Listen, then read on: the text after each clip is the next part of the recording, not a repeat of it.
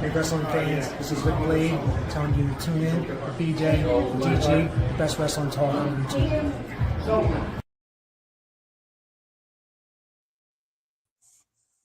Hello, everybody. Welcome back.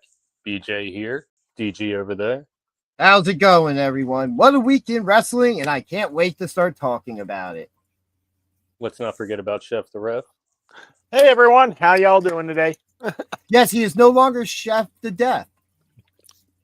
Yeah, I finally remembered how to change my, not how to, but to actually change my name on here. Both could be true, so, you know. Yeah, they're not mutually exclusive. Which, real quick, shout out to String Suspicion, who was in the chat well before, dropping that like, you know. Thank you very much. Also today, you might notice that BJ and I are matching semi-unintentionally, but that's because happy birthday, JP Grayson. Half of the Backstreet Boys. Happy birthday, JP. Many more returns. And who we will be seeing. Yes, who we will be seeing on the 20th. Yes. In Mount Holly, in the return of PWU, taking on fellow backseat member, OG backseat member, Johnny Cashmere. The one who dubbed he and his brother backseats. So what does this mean for the future of the backseats? We're got to find this out. Hey, maybe this will play into that some. I would assume so. But anyway, yeah, the way everything's shaping up, it seems a little suspicious. Gotta wait for the 20th. Yeah, that'll be interesting to talk about when we do our preview show. We're what, less than 2 weeks away? Hey, we are Bob. Less than 2 weeks away. 13 days. Thank you. We're Bob. How you doing? Whoop whoop. But yeah, so this week in wrestling, boy, should we just start with the most recently thing that happened because it's probably the top thing of the week? I'm following your lead. Let's light it up. I see what you did there. Well, and now something that we did talk about as a possibility, especially after the results of the last PLE with how that match ended, and then Monday night on Raw. So I guess we kind of start there with the Becky Lynch and CM Punk segment. Yep. Which, by the way, I absolutely loved that segment. I thought Becky Lynch really held her own in it because we're talking about somebody who anytime could be good or bad on promos with how she speaks more than anything. And I feel like I said it last week. I felt like that her promo game's kind of changed a little bit. Like it's not exactly the same as it was. And a lot of choice words between her and Punk, with Punk just telling her, hey, this has nothing to do with you. Yeah. He tried telling her that, and then she made it something to do with her. Well, she just had to push the buttons. Yeah. Which, by the way, out of that segment, I absolutely loved the consistent paintbrushing of CM Punk and him just sitting there taking it like, hey, yeah, you don't want to keep doing this. Yeah, no. And then there was the moment that has become meme-worthy video of CM Punk saying he's not going to put his hands on a lady, but he knows someone who would. And we get a familiar song that hits. Well, not on Monday night. Oh, Monday night. We're still on Monday night. Yeah, so now we can fast forward to SmackDown where we get Seth Rollins out. Where got us too. Yeah, he says it's time to kill the legend of CM Punk and it dies now. You know, a couple other choice things. He then introduces his wife, Becky Lynch. Mm-hmm. You know, she talks about how all Chicago takes shots at Chicago, you know, the heel 101 there. Which brings just Punk every sports out. Team. Yep. You know, after she took the shot at Punk, they start going back and forth, asking if Punk is embarrassed by sucking and all this stuff. He tries to give her a chance to do what's right and not be involved in this situation. And now, by this point, after he came out, this crowd is chanting. The Chicago crowd's usually hot, but they were a little extra hot. Yeah.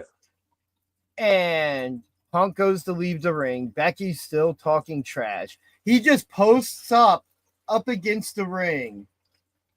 Oh, I'm sorry. He's standing there at the bottom of the ramp. Yep.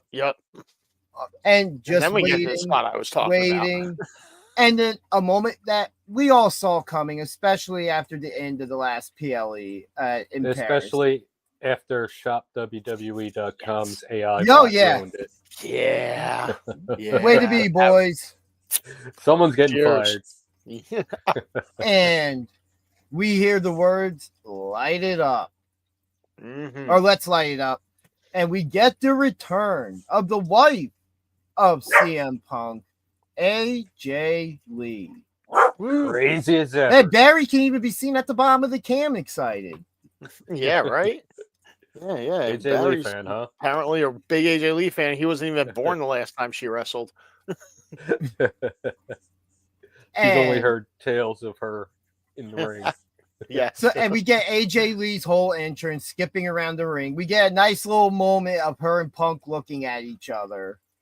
And then she hits that ring and unleashes on Becky Lynch. Yeah. Mm-hmm. It took her about a half an hour to hit the ring. She was skipping along, being her crazy self. Almost as long as the Jeff Hardy intro. Yeah. And that's just to make the save. That's not even for a match. Exactly. Yeah.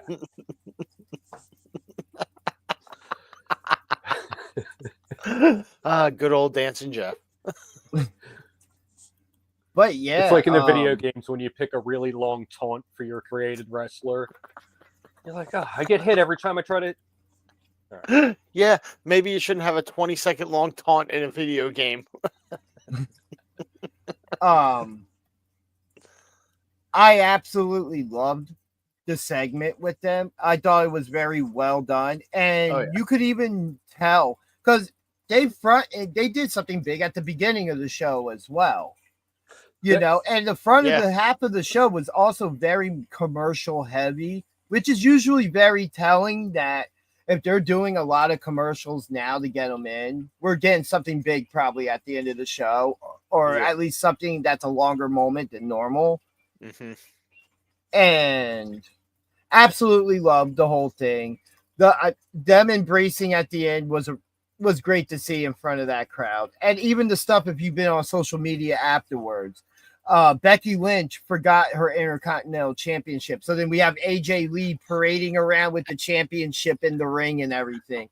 Absolutely great. I saw a video, I think it was posted by Brock Lesnar guy, and he was sitting at the corner of the entranceway at the bottom of the ramp, and there's this little girl next to him. There's no way that she was alive when AJ Lee wrestled, but the pop that girl had, man, like just a hot. I mean, I popped for it, and we knew it was coming. Like, and that's what I'm saying. Like, you can know something's coming; it doesn't make it any less enjoyable as long as it's done right. And the way that Seth Rollins had to stop at the barricade because Punk's just there, like, you're not getting over that barricade. You don't want to do that. Yeah, I didn't have a chance to watch until Saturday morning because Friday night I was busy. But yeah, I had it spoiled for me before it happened by not only WWE Shop, but the internet as a whole. So it was confirmed to, yes, this did actually happen. But still, watching it on the tape delay, no less compelling for me. It was still a really cool moment to see. And it's funny, go ahead. The best part that comes out of this is that it's not just a one-off. Yep, and we'll talk about that in a moment. Now, have you noticed over the last 4 years, stuff that Seth Rollins has been involved with when it's come to returns? The return of Cody Rhodes to the WWE.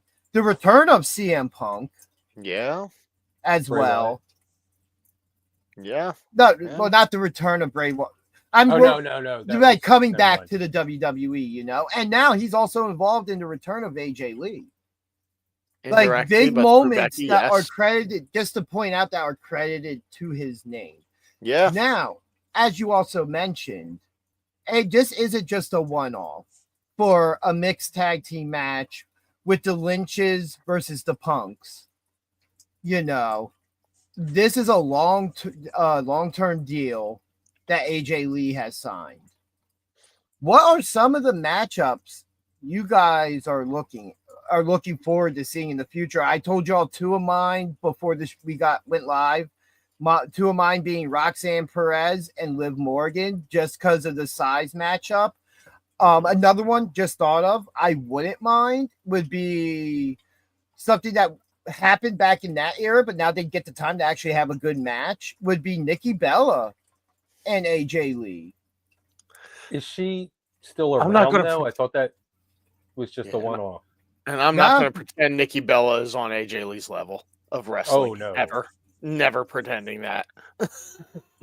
No, but I'm just saying those are two Nikki eras Bella that already. crossed in. And we're also talking about an era where the women got maybe 3 minutes a match. Maybe That's true. 6 minutes if we're talking about a title match on pay-per-view. It's true, but I'm still not pretending just the Bellas saying- could ever wrestle. I'm just saying it would be something that would be a callback, and you do it on like a Raw or something. You don't. I'm not saying as a PLE match, because I think there's much bigger matches to be held on PLEs. Yeah, I would love to see nowadays. I think her versus Alexa Bliss, if you're looking for a size matchup, that would not be a natural one right there. If you're looking for her versus someone who's a heel and someone kind of opposite, I go Raquel Rodriguez. That would be a hell of a matchup right there. Going that Kairi Sane. Sure, that would be or Asuka. Asuka, yeah. Oh, anybody from the Kabuki Warriors. Yeah, sure. Got it. Go for Blood it. feud with Ivy Nile. You know what? I'm not against that. Yes. I'm actually not against that. Hardcore blood feud, Ivy Nile. That would definitely elevate Ivy. AJ Lee and Bailey. Yeah. AJ Lee and Lyra. Yeah, that would be real good for Lyra. AJ no one Lee said the versus C word. Candice LeRae. Yeah, that's a good shout. Good. What the C word? CF woo. that C word. Pretty much, yeah, yeah, yeah, sure. woo. But there's a ton that would be of a big good match. AJ and Charlotte, sure. The only reason I don't hate Charlotte right now is because this thing with Alexa is working out really well. All of the extra side stuff with them is hilarious. Oh, I love the SmackDown segment that she wasn't cleared to wrestle by Lily. And just the confusion on Charlotte's face, like how? Yeah. Alexa's like, no, absolutely great. Yeah. This is a lot of fun seeing these two interact like this. Yeah, it just proves that there is another side to Charlotte that is just never really been explored all that much. And she's in a position now where she's not going to do anything to hurt her legacy. Doing all this, and that's one thing. If you're not having fun doing what you're doing, right? Especially in wrestling, right? Yeah. Why are you still doing it? I could make a parallel with Randy Orton here. Like how he was also serious and blah, I'm gonna legend kill everybody. And then he gets paired up with Matt Riddle. And all of a sudden it's, hey, Randy's having fun. This is fun again for him. But there was I'm sure Riddle's name will be coming up later in the show. Yeah, that'll probably happen too, but oh, you mean like the remarks he made about AJ Lee's getting around the locker room? Not even what I was talking about, no. Or are we talking about the chick where he no-showed the charity event? Yeah, and now he's saying it wasn't a charity event. They made that change at the last minute. I was supposed to have a better flight. I mean, he also did pay them back the money, but Matt Riddle's in the news so much for dumb stuff. Is it even worth talking about? This is beyond his usual dumb stuff. Like this is on par with him and his OnlyFans hair. Sexual assault at an airport. This is like up there. Like a little bit beyond just the typical dumb stuff that he does. Right. Yeah, he's on some other weird level of stuff right now. He really is, and I don't get it. I really got a don't. new strain. Yeah, right. There ain't no strain causing that. Let me tell you what. It's an aggressive sativa. Yeah, right. Another matchup somewhere along the way: AJ Lee versus Julia. Yes, Stephanie. Yeah. Oh, absolutely. Yeah, there's just so much talent for this women's roster across the board. NXT. Jordan Grace, she could go against. Blake Chelsea Monroe. Green. Yeah, sure. Chelsea. Yeah, Blake Monroe. Any of them. There's a whole if new that's the generation case, to help. And if she were to do a short stint in NXT, imagine if she crossed over to TNA for a couple matches or something. Ooh, there's some.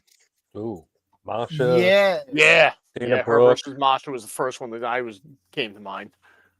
Wow. If I could only pick one from over there, I don't think it's Masha. Dana Brooke? No. Indy Hartwell. I wouldn't mind that match. That's a match I wouldn't mind. So I think they could put on a good show. Oh, yeah. Oh, I got one, but it's not TNA, but it just reminded me. Okay. Thea Hale. Yeah, NXT, if she's still around somewhere. Thea Hale. That would be a fun match. Lola With her energy. Yeah, Lola Vice be another good one. Tatum Paxley. Maybe. Tatum Paxley's great in the ring. It's just her character sometimes I think holds her back from being taken seriously. But every time we see her in a match, she's always been right. Like she was right that close to beating Sol Ruca. Well, I also think that the Culling is a good spot for her to be. Yeah, I think they're a good faction for her to be with, and as far as character development, poolside. All right. So, but yeah, Tatum Paxley with them, I think Izzy Dame is a good pairing for her if they do tag stuff. And eventually, once one of them turns on the other, then yeah, that'll be a good match. Jada Parker's another one that comes to mind. For AJ. Okay. Yeah. It's something like this to where it's like a majority of these names she could carry a feud with. We're not just talking about like a retirement tour type deal. No, we're talking about some of these could be storylines. Right. Plus, with her status, she also helps to elevate this next generation. And she doesn't have to win a championship. She could be a mid-card champion and still do it. She does, and maybe occasionally, because I wouldn't mind seeing her and Tiffy, but I'd rather see AJ. Honestly, I'd rather see her go for the world championship because I think there's better matchups in that division on Raw at the moment than there would be for her on SmackDown, because SmackDown has kind of gone through the same 4 opponents for Tiffy since she's won the championship. We've also discussed the need for the shakeup with the draft or whatever. Yeah, so there aren't many more over on Raw. Yeah, but I feel like that's the need for shakeup. I got one from outside WWE that I would love to see. All right, Britt Baker. All right. What's her name? Wherever she ends up. Not Sky Blue, who would be another good matchup. But Julia what's her Hart? name? Yeah. Mm-hmm.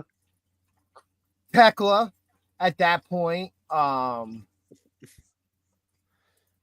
Shafir. Tasha Steelz. Sure. Yeah, she's in size-wise, they're pretty similar. Yeah. Yep.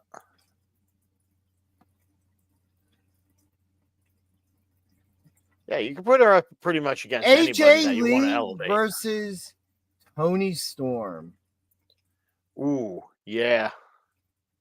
Yeah, Tony. We're not talking about characters here. We're talking in ring here, but I think that the timeless Tony character could hold a storyline with AJ Lee. I think they'd both do well with that. Yeah. But that can't Toni happen. Storm is she's just not like coming we won't back get to WWE. Just like we'll never get Cena and Adam Copeland one more time. Nope, but we did get a tribute.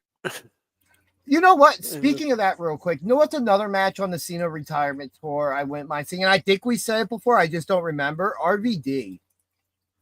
Yeah.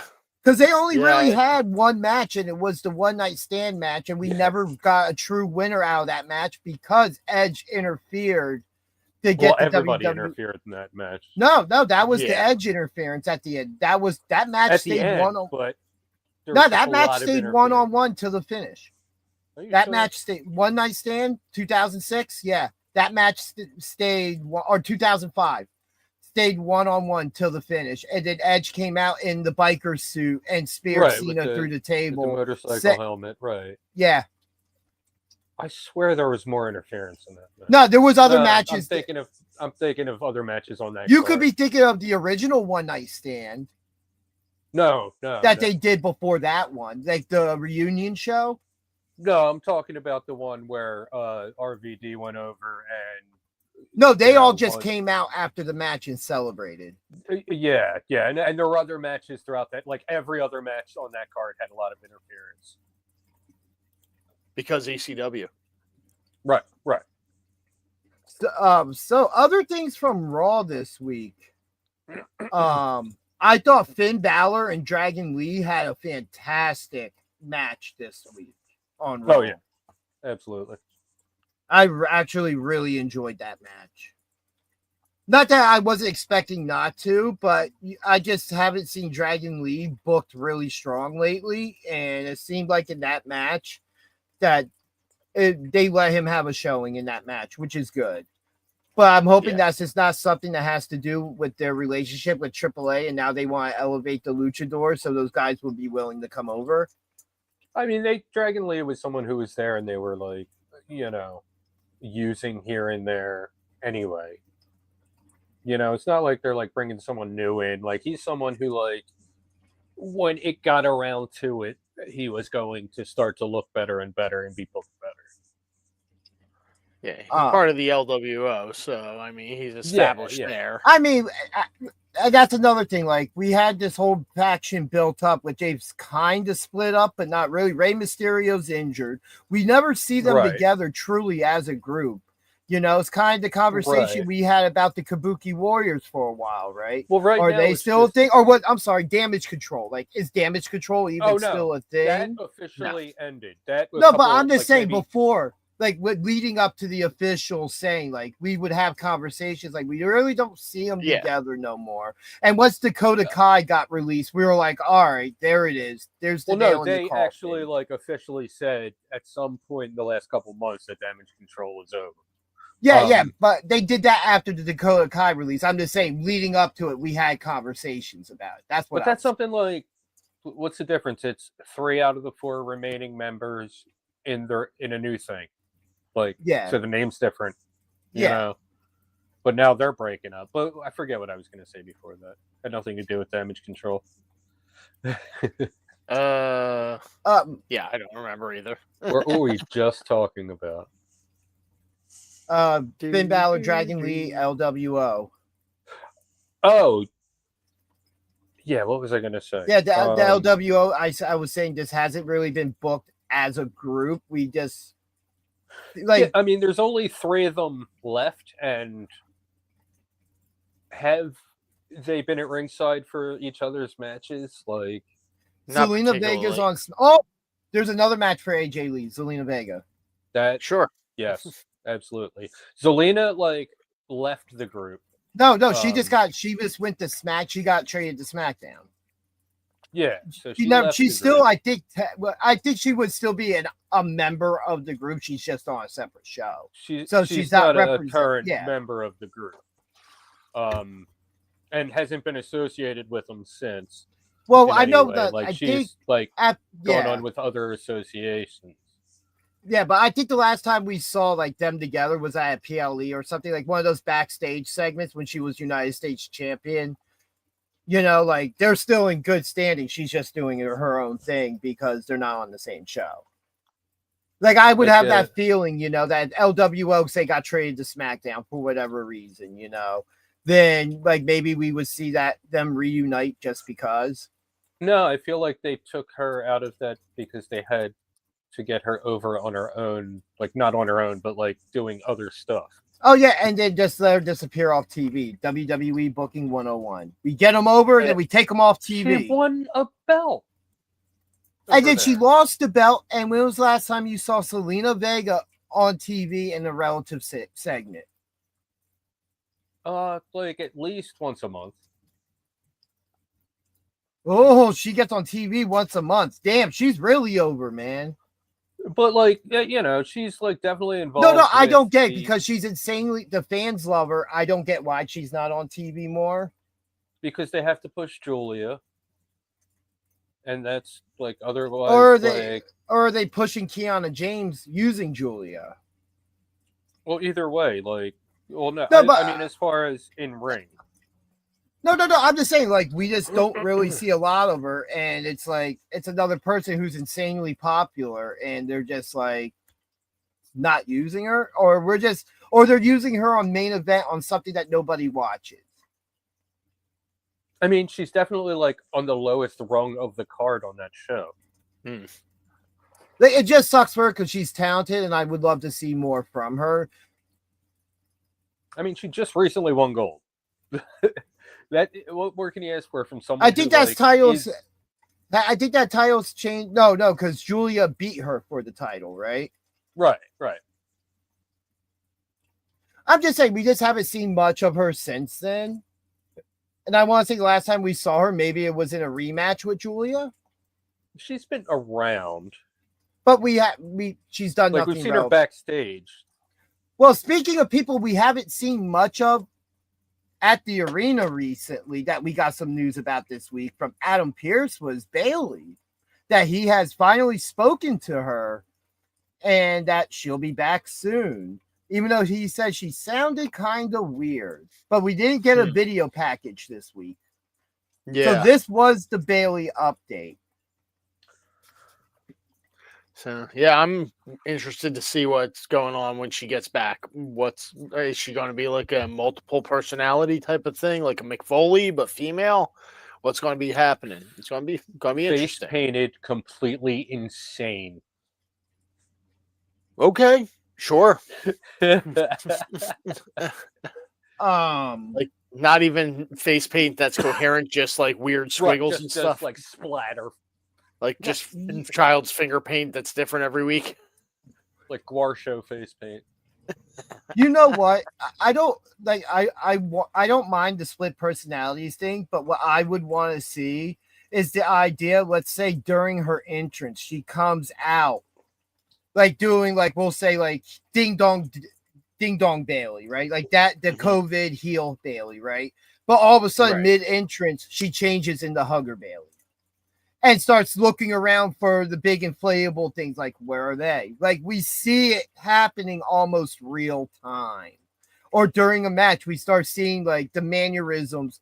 Because when she's changed character, we've seen the mannerisms also change some in the moves she uses and how she does them and how she presents herself. Just like, as an example, what if Finn Balor turned into the Demon mid-match? His complete. That'd be a hell of a lot of face paint to apply.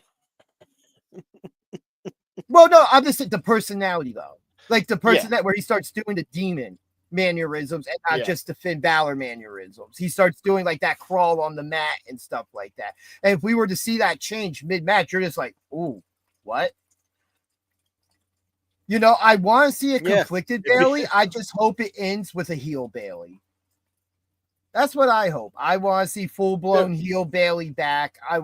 Because it seems like that, hey, Lyra may have pushed her over the edge and was like, hey, why am I even trying to help people now? I tried with Damage Control. They kicked me out. I tried helping this young talent. What happened? Yeah. You know, even though none of it was really Bailey's fault. She just got herself involved. Yeah. You know, that's where she's at fault, but the end result wasn't her fault. Right. That's kind of what I'm hoping for, and I hope we get another good update this week or another video package. That's what I'm hoping for, because those video packages have been really good. Like they're one of the more compelling things on Raw recently.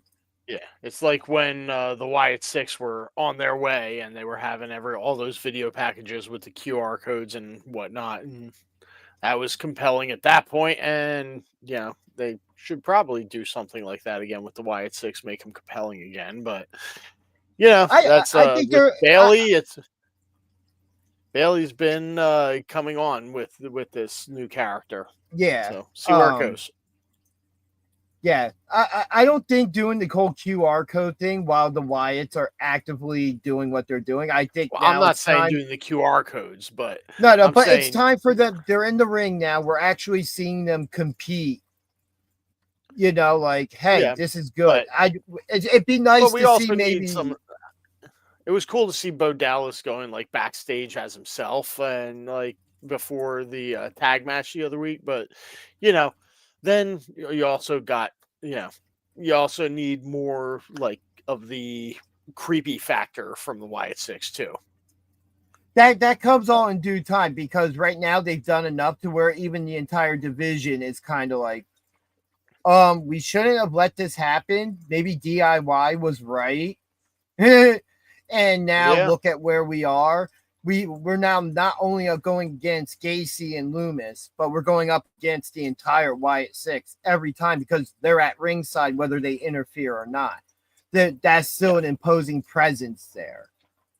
Other things from Raw to talk about. That main event with the Vision, Braun Breaker, and Bronson Reed, better known here as Braun, taking on and defeating the team of Jey Uso and LA Knight. Not surprised at all by that victory.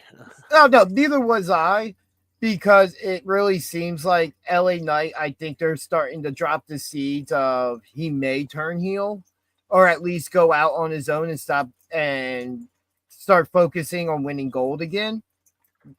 He's always been the tweener character who doesn't care if he's going against a babyface or a heel.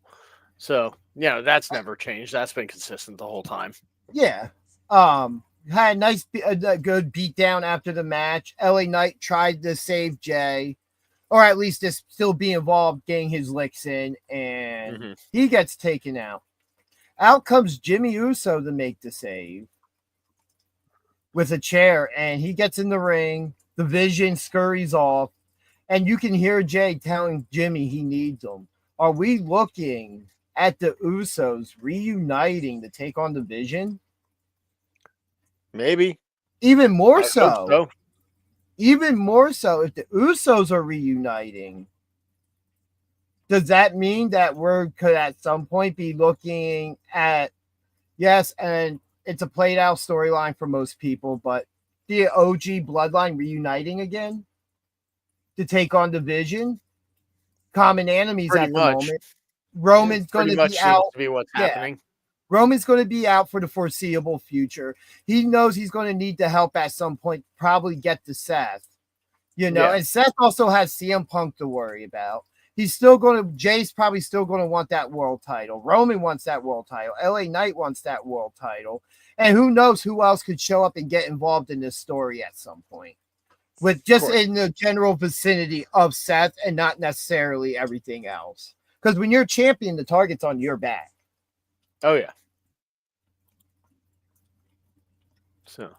So yeah, the Vision definitely is a target, big target, and the OG Bloodline seems like a good faction to put up against them. You already got Jay and Roman reunited. Throw Jimmy back in the mix. Boom, there you go. I mean, even more. If that's the case, could we be leading up to a men's war game match, maybe where it's the Vision, throw another one or two people in versus them, Roman, maybe Jacob Fatu and somebody else, or just whoever else is involved in this story at the time, and not necessarily some mixed bloodline revival for war games again? Yeah, I feel like there could probably be better War Games matchups to be made elsewhere. I mean, it could work, but there's probably something else you could do. You've had the bloodline pretty much involved in the last 5 war games, it feels like. So if we could do something else, that'd be cool. Yeah, I would not be very interested in seeing something like that. So, but there's definitely matches that can be made. Yeah, Survivor Series isn't until November. You got a couple months in there. We're 2 months you can away. definitely get storylines going somewhere. I mean, maybe you go back to an old school SmackDown versus Raw somehow. Versus NXT. Sure, versus TNA. That was probably my favorite SummerSlam. Was the one where they did triple threats with all the champions. Oh, yeah, that'd be. I would love. I forget who I was talking to about this, but what I would love is them to bring back just as a special at any time something like Cyber Sunday, where would. but there's something. I would love it was the always idea. Fixed. Yeah, the vote was always fixed. Yeah. Yeah, unless the fans voted for something, they were like, nah, you guys are doing that instead. Because usually the outcome of the finish of the match wasn't what's changed, it's the rules in which it was. But but the way I would do it is I wouldn't do it with live fans in attendance. I would bring it back as a one night only Thunderdome. I loved the concept of the Thunderdome. I really did, and I think it could work for a special. Not going back to it as a regular thing, but something to where you're kind of like a YouTube show. You could do the show strictly on YouTube. Sure. You could show it on here for free, and it's just to bring fans in. It's something different. And you could do, but no, back to the conversation for Survivor Series, I would love for them to bring back the Elimination Survivor Series match. Those made so many moments, and there were a lot of guys who that made their career being known in that. Who was it that was first appearance was in one of them? Dolph Ziggler, Nick Namath. He became known as the guy who was on your team, could go down 5-1 and win that match still. There's just a lot there. And then you could close out the pay-per-view with the Raw versus SmackDown War Games match. Or still do one for the men's division and the women's division, but now you're just making it Raw versus SmackDown. Don't involve NXT in it. There's no point, in all honesty. Oh, right now, no. Even though I think the NXT roster is strong enough, I just think it would be better off if you're going to do something like that, brand versus brand. You do NXT. You do a Worlds Collide with NXT, AAA, and maybe TNA. Yeah. Bring in a mixture of some of the matches, have an X Division match with guys from all three brands represented. Stuff like that. Because they have a lot of matches that I think X Division, what is it? Where they have it, the X above the ring. Ultimate X. Ultimate X. Ultimate X. It's there's plenty of stars in NXT that imagine a Javon Evans in an Ultimate X match. Sure. Or Oba, cool. For that matter. He could just reach up and grab the X. But no, it's just something that would be different. Yeah. But if the Usos do get back together, do we see it as a long-term thing, or is this just something that will be short-term with the vision, maybe until Roman comes back and they just have some 6-man tag and then split back off? Sounds right. It depends on how much faith they have in Jey Uso's singles push. If they realize that his value is in it, the Usos, then it's one thing. But if they still have faith that he can be main event Jey Uso, then we might see him split off. I mean, I think that we could see it as more the Usos are back together, but maybe what if they both start pursuing gold? Jey Uso could pursue the world title, Jimmy Uso could pursue the mid-card title, and if the opportunity just happens to present itself, they could be put into the tag team championships title situation, you know? Like, it would just be something. It would just be something interesting along those lines. Because if you're going to have Roman eventually chasing the world title, Jey Uso has to take that step back. I wouldn't mind seeing a modern Usos versus New Day feud. Neither would I. Well, I wouldn't mind neither if they're going to be involved in all this. Maybe you put the tag team titles on Bronson Reed and Braun Breaker, and one of the teams they mow through is one of the greatest tag teams in WWE history, the Usos. I wouldn't mind that either. Because if Roman's going to be involved in the feud, now we're looking at, or what if the Usos are the tag team champions, and that's who Braun beats to win those titles. So now that ties them back up with the New Day. Or does that give them back the lead? Because I know they were head-to-head at one point. For a number of tag titles? Yeah, I have no idea. Yeah, I think New Day, I think it ties them again. Because I think New Day, when they won the titles at WrestleMania, broke the record again. And you know, then you have Roman. Yeah. And then you have Roman chasing the world title. So you kind of have both factions pursuing each other's championship. So you're kind of adding some logs to that fire there, just to heat up the feud a bit more. Especially if it's something that's not going to be super long term, because I don't think we see this continuing going into the Royal Rumble with all 6 guys. I think eventually other things happen by that time. Right. Yeah. Whether the vision is still a thing or not. Because if we see Braun Breaker and Bronson Reed as tag team champions, then the conversation becomes who beats them. Because that's a very formidable force. And it's going to take something to beat them to where maybe it's not a clean finish for whoever beats them. Maybe. Or maybe it's in some sort of stipulation match. It just one of those, it's just where it goes in the long term.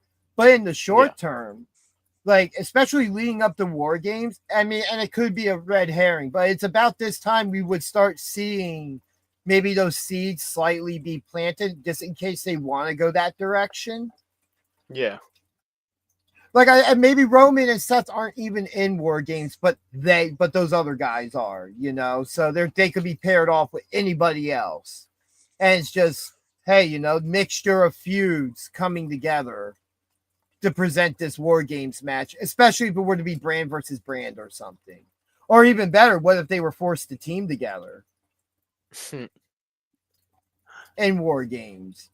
I wouldn't mind that, a completely dysfunctional 5-man team being thrown together into War Games. Yeah, it's happened a lot. Especially in the WCW days of the original War Games matches. Yep. But, so other things from SmackDown this week. John Cena's final SmackDown appearance. We are winding down. Swept under the rug. Yeah, we are. It's like, oh, by the way, it's John Cena's last SmackDown. What? Since when? Well, since they said, obviously. Right? Well, if you look at the schedule, his scheduled dates, Chicago's the final SmackDown for him. We have him out there talking about, and he made his debut in Chicago in 2002 with the whole Kurt Angle and Ruthless Aggression segment. Right. You know, he really talks about all that. And then we get Sami Zayn, the new United States champion, coming out. And he talks about how, because Sami Zayn made his debut being introduced by Bret Hart on Raw when John Cena was the United States champion doing the U.S. Open challenges, which I thought was really cool of them to do and bring up that history, bringing Sami out. And then Sami talks about bringing it back and then challenges John Cena to a match for the United States Championship, which Cena accepts. A referee comes out. We go to commercial. Which is not how open challenges work. Right? That's kind of the opposite of how it works. Well, he openly challenged John Cena to a match for his championship. Will you challenge me? Yeah. Cena accepts the challenge. We get the match. Sami Zayn defending the United States Championship against John Cena. Now, I'm not going to lie. The first thought in my head was, why do I have a feeling they're going to do something? Because there was no way that was going to be a clean finish match. Right. Well, not even just the clean finish, just the idea of who in the back is pushing for John Cena to actually win this match and kill Sami Zayn's momentum that he has built back up again. Carrying cross. If only that was the case. No, he'll be back, but not yet. But what was a fantastic match between them. Sami Zayn and John Cena had a fantastic match. We get a moment where they're both down, and the music of Brock Lesnar hits. Of course. Comes out, attacks both guys because, well, he's Brock Lesnar. Who's going to stop him? Yeah, but he gets Sammy out of the way first, and then he just goes after the real target, John Cena. Which this time, as he's leaving, we kind of saw the Lesnar that I talked about we didn't see at SummerSlam. You know, where this time he was more smiling. He was more happy about what he did. Sure. And then they officially announced John Cena versus Brock Lesnar at Wrestlepalooza. Still a silly name. It's going to be a good card, but it's a silly name. This is nothing against indie wrestling in any way, shape, or form. But for WWE, you mean that kind of indie wrestling? It's very low-hanging fruit for them to go with that name. I feel like, wow, I thought that was like some sound effect or something for a moment. I'm like, who cued sound effects? And I didn't know they were there. No, like this show would go off the rails instantly if we had sound effects. Gee. No, that's just my hound. Yeah. Let me go see what. I'll be back. And Chef the Ref will be back after these short messages from none of our sponsors. This episode of BJ and DJ Talk Wrestling is brought to you by Raid Shadow Legends.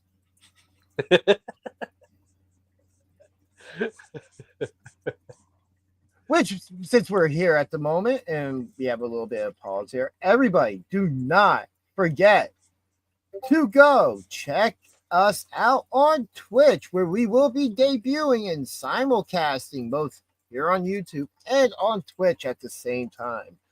Go subscribe now. As a matter of fact, give me a moment and I will drop the link in the chat.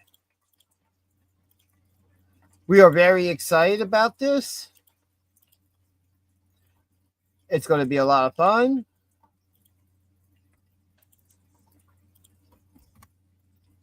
Yeah, dude, super hype. We Can't also wait to get out there to a new audience and see what kind of crazy fans are out there on Twitch. Also, we will be what was I saying? Oh wow, I lost my train of thought as I was saying it. All right, well, since that's where my mouse landed there. Hey, since now JCW has aired on YouTube both nights or both days of the 2-day war from the gathering between GCW and JCW. Don't forget to go check out our official review. It is in the JCW playlist to make it easy to find, where you will hear myself and Chef the Ref's thoughts on our experience being there live at the gathering for what was an amazing 2-day war. I had thoughts. Yeah, I know, it's shocking. I mean, what's my thought there? That was him seeing me think. I'm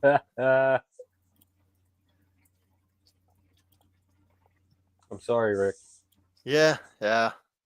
Don't worry, Rick. I won't disappoint you again. But yes, real quick. PWU returns September 20th, Mount Holly, New Jersey, 22 King Street. Go to pwunplug.com and get your tickets now. Oh, Where yes. some of the stuff you will see: Gabby Gilbert versus Zenith, JP Grayson Birthday versus boy. Johnny Cashmere, the battle of the backseats, as I will call it. Also, of the backseats, Tommy Grayson will be appearing to address his future. Some backseat business. Also appearing, Lavari with Big Bill Gold, who I am familiar with at the moment. What is Lavari going to pull this time? And speaking of Lavari, him and Velcro, live musical performances. Can't go wrong with live music. I can't wait to see Velcro again. He is fantastic. The manager of champions, Skills the Great, will also What be more is there to say? It's Skills.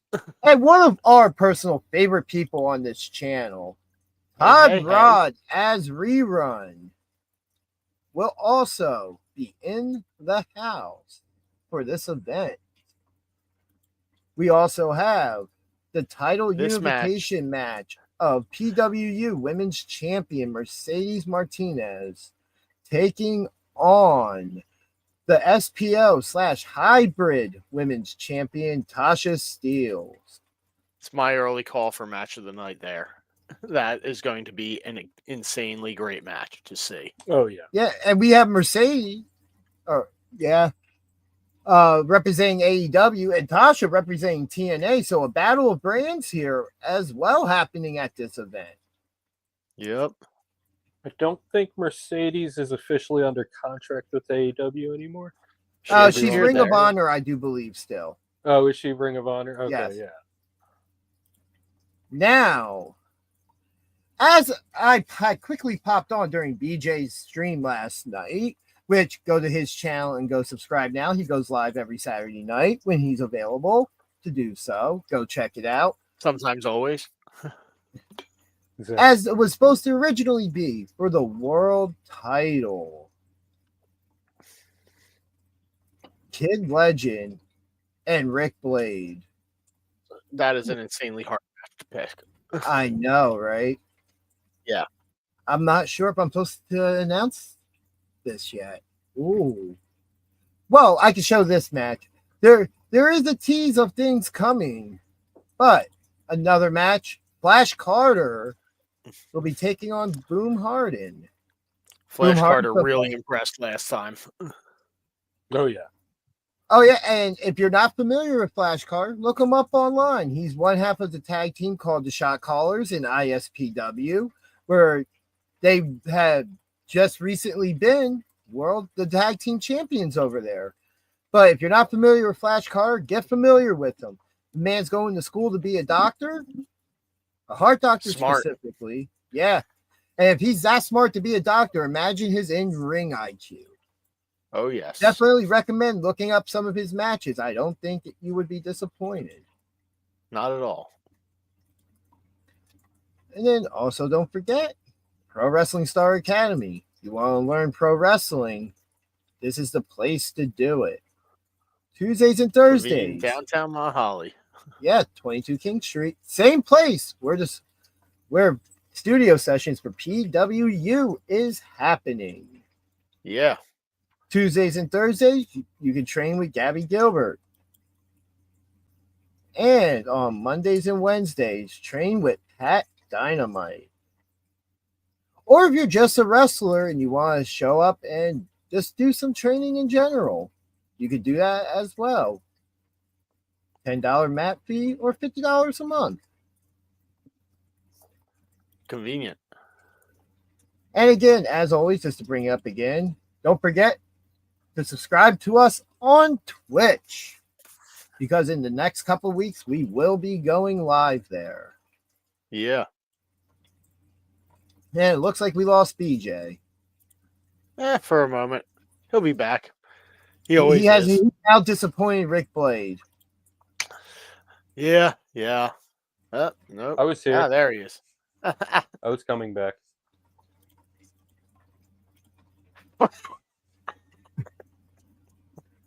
Oh, AI slop. Yeah.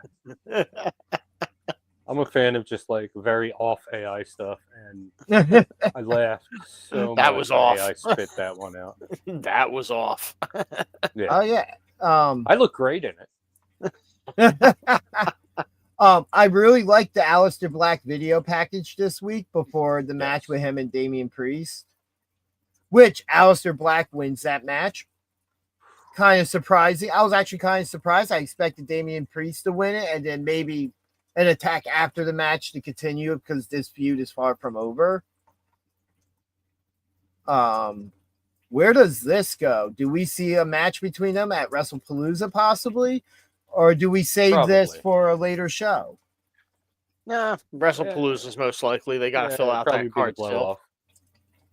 Yeah, you only got 2 weeks to build the rest of the card. I think you got to put that on there. Mm-hmm.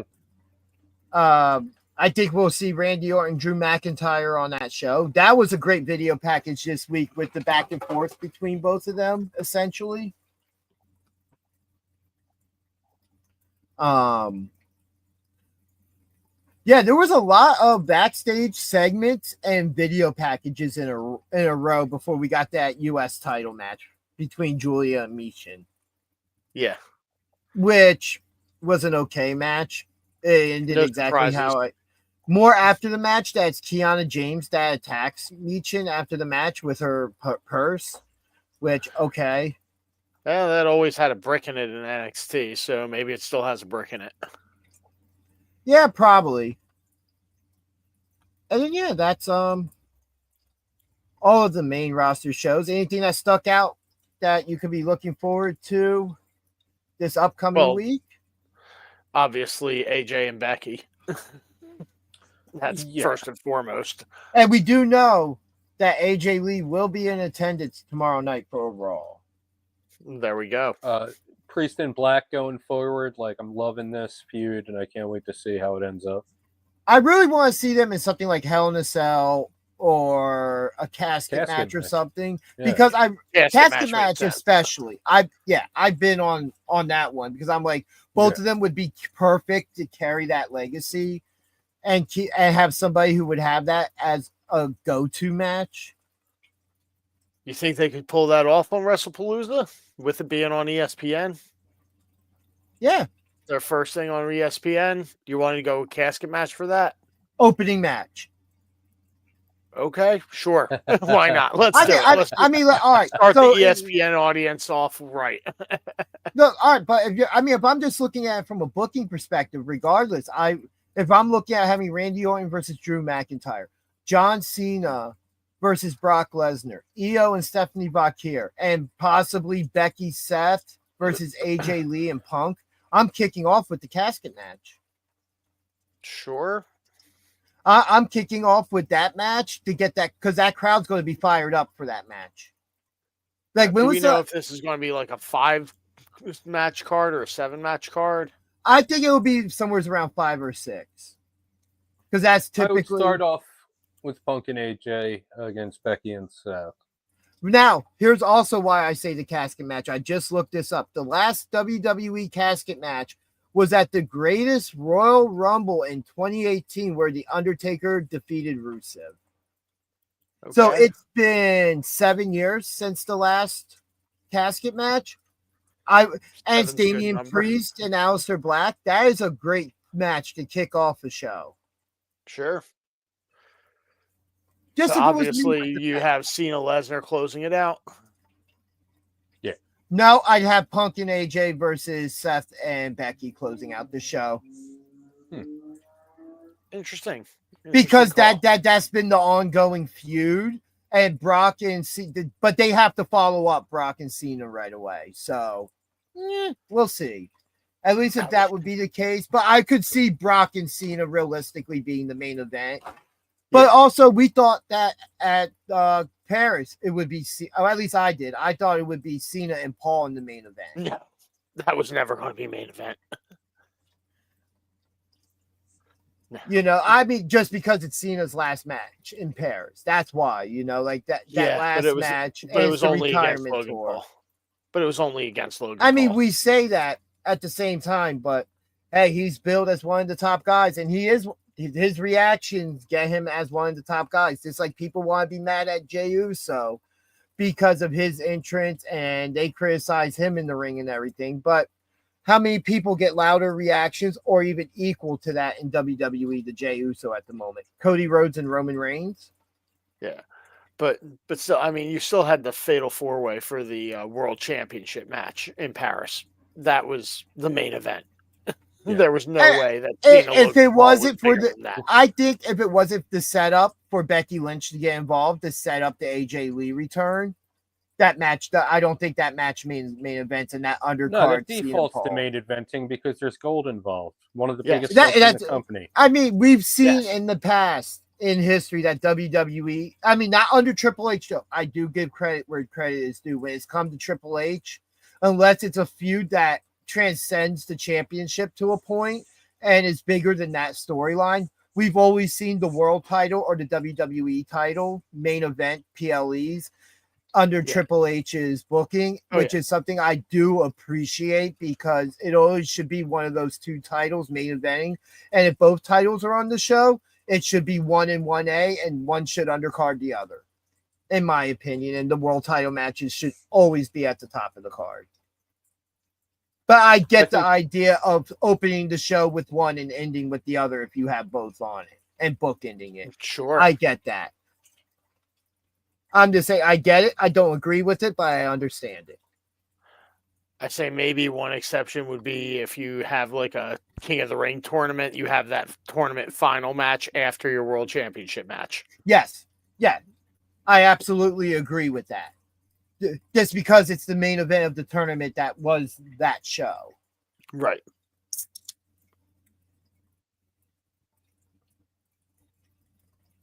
There we go.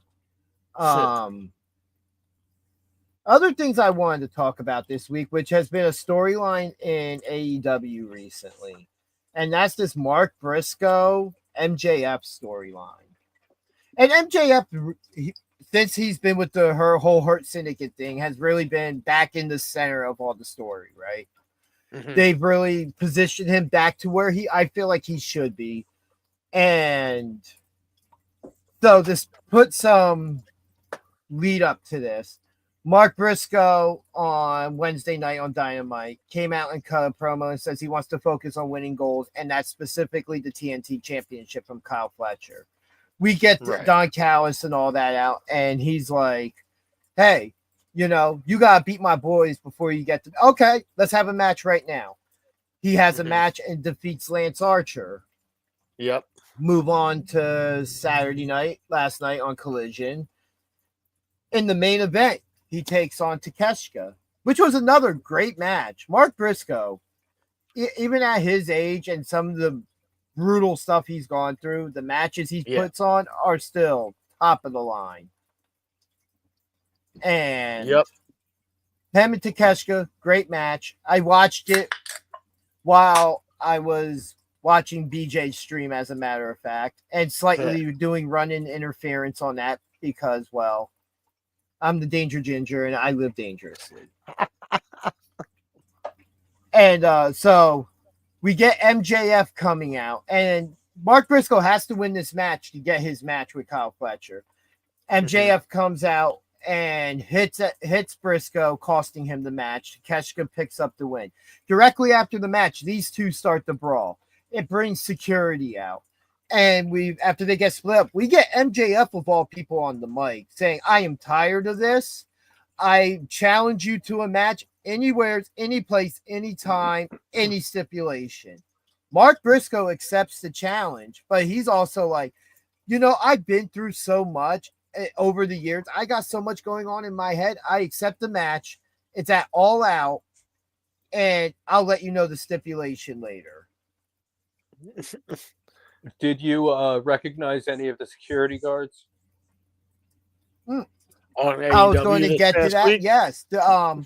Leo St. Giovanni and Colton. I can't remember if it's his first name or last name, from Space Academy, who's also GKM, who we know for our ISPW, is a member of that stable as well. Jordan Oliver was a part of that as well. I think I might have saw Alec Price out there as well. I'm not 100% sure on that. But I know Brandon Downey was yes, definitely Brandon on Dynamite. Down was a security guard. Yes, Jordan I was Oliver caught a brutal. What would you call that? It was like a assisted pile driver, yeah. top rope. Uh, It was brutal. Good to see our Best guys wishes to that Jordan we see Oliver. locally. Yeah, good to see our local guys getting some national rub there. I mean, Jordan Oliver, I think I talked about it last week. For Death Before Dishonor, which is completely free on YouTube because they had some type of broadcast difficulties during the show. But on the pre-show, which is also on YouTube, Jordan Oliver had a match against Jay Lethal. Oh, Right. cool. Nice. Yeah, on the pre-show for that. Jordan Oliver doing big things. Yeah. We can say from here Kid's at got BJ, a lot of talent. Yeah, BJ and DG Talk Wrestling are very proud of him. Keep up the amazing work. Yeah. We enjoy seeing it. Definitely. It is great getting to see these guys on TV when we do in these extra roles and stuff like oh, I know that guy. And it's like the entire time in Ohio too. Yeah, you know, especially with this with the 2300 arena residency happening right now with AEW. Yeah. Made total sense to bring in some guys from GCW and SPO and everywhere else around here. ISPW. Yep. Yeah. Other things that we saw this week on Dynamite, Gabe Kidd opening up the show and then being taken out by Darby Allin. Had a little bit of other stuff going on there. You know, we had Wheeler Yuta come out during the brawl in the ring. We had Hook come out. The Death Riders are out there. The Ops is blow by Hook. Not even thinking twice about him, which we got kind of more about later on. Yeah. And they end up fighting out. Darby Allin and Gabe Kidd end up on the outside, where Darby Allin puts him in a body bag, chained to a pickup truck, and just drives off with Gabe Kidd in the body bag. Bye, Gabe. We hardly knew you, Gabe. Yeah, Darby's just going to drive him all the way back. And that's not even the first time throughout the night something like that happens, right? I think we see Darby again at some point. I don't have note of it, but I thought we did. We had not long after that, we had the TBS title match with Mercedes Moné retaining against Alex Windsor. Of course. Windsor went to go shake her hand after the match. Mercedes flips her off, and then they continue to brawl until we get coming to make the save. Riho makes her return, making the save for Alex Windsor, the first ever AEW Women's Champion. Looks like she is pursuing that TBS title from Mercedes. That was completely out of nowhere. Every so often when Rio pops up, it's just like, oh yeah, hi. Yeah, you know, seriously. Oh yeah, you're still here. I'm not saying it makes me any more interested in anything, but I'll see where it goes. Sure. Like Rio was never really and it's not because of her. I just don't find her entertaining unless it's with the right people, and I don't know Mercedes is that right person to have her in a ring with. I mean, it's not going to be a bad match. Rio is always at least has. We're talking about Mercedes. There's a 4 out of 10 chance that it's going to be a bad match. I like how you came by that math. Well, it's not Steiner math. Ginger math. Yeah, we'll see where it goes. Don't go into the light, BJ. Do not go into the light. Do it. Do it. And while you're there, tell them about BJ went into the light, damn it. Talk Wrestling, going to Twitch, and that anybody over there should subscribe. Twitchy. But yeah, another interesting segment from Dynamite this week, which is a match I'm actually interested in, is the Gates of Agony and Ricochet challenging the Hurtson to get to a 6-man tag, which they do end up accepting, which maybe that was on Collision last night, because I don't have note of it. No, it was on Dynamite. Was it? Okay. And that we're going to see a MVP back in the ring at All Out. It's going to be good to see, man. Means. I was always a fan of MVP in ring. Honestly, my favorite MVP feud was with Matt Hardy in the mid 2000s. I loved that storyline with them. I also loved the inflatable MVP entrance on SmackDown. Like the it was old one of football my entrance. Yeah, absolutely loved it. Something else interesting going on in AEW at the moment. Are the Death Riders the Death Riders going to be expanding? It seems like they are heavy on trying to recruit Chris Statlander and Daniel Garcia. Yeah. I don't know if they'll necessarily be expanding or if they're just looking at targets. Yeah. I mean, on Saturday night we saw Chris Statlander use that seatbelt pinning maneuver, and it worked. After Wheeler Yuta's advice. And then after the match with Mox on Saturday that opened up Collision, we saw Marina Shafir helping him up and kind of a lot of show of respect. And then even after that match, Daniel Garcia cut a promo like, how many times can I come out here and have a great match and it's all highlights and I still lose? Like, are we going to see maybe a Daniel Garcia join the Death Riders and be more serious? Could be interesting. We've seen them try it once before with Jericho, but maybe it was dancing. But maybe it was just too soon to pull the trigger because of how over that was. He stopped doing the dance all the time now. Mm-hmm. You know, it seems he's being more serious, and maybe what's lacking that he had at that point is that killer instinct. Yeah.